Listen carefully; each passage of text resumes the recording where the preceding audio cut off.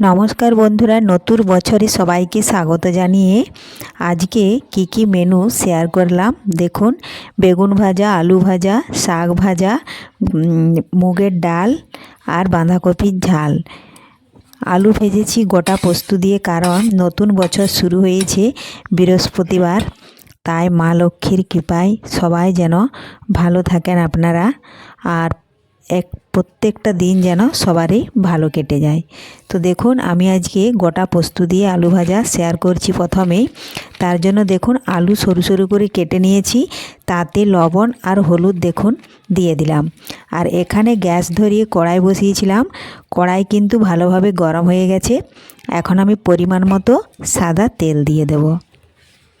তার আগে যদি কোনো বন্ধু আমার চ্যানেলে নতুন হয়ে থাকেন, চ্যানেলটি সাবস্ক্রাইব করে বেল আইকন হলে সেট করে দিন সবার প্রথমে আমার এই রেসিপি পেতে। সাদা তেল দিয়ে দিয়েছি আমি এখানে, আপনারা পারলে সরষের তেলও দিতে পারেন। তো সাদা তেল ভালোভাবে গরম করে নিচ্ছি।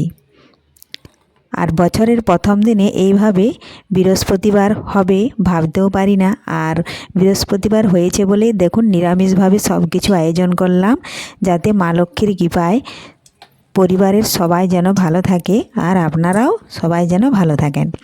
তো দেখুন বন্ধুরা, দুটো শুকনো লঙ্কা দিয়ে দিলাম ফোড়নে, আর দিয়ে দিচ্ছি কিছুটা গোটা জিরে।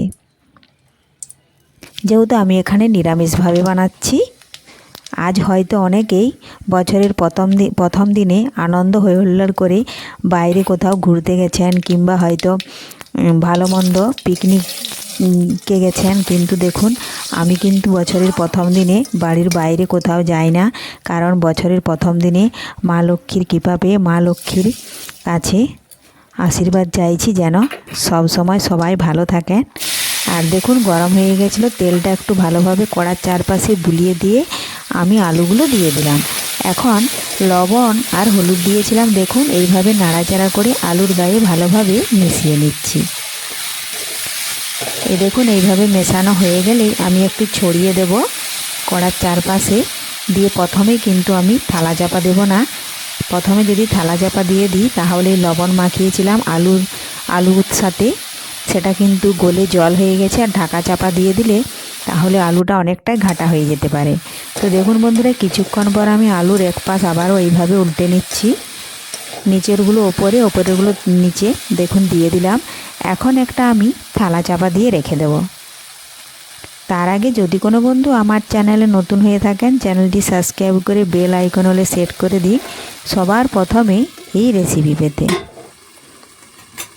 এ দেখুন থালা চাপা দিয়ে দিচ্ছি কিছুক্ষণ, ফিরে এলাম বন্ধুরা কিছুক্ষণ পর।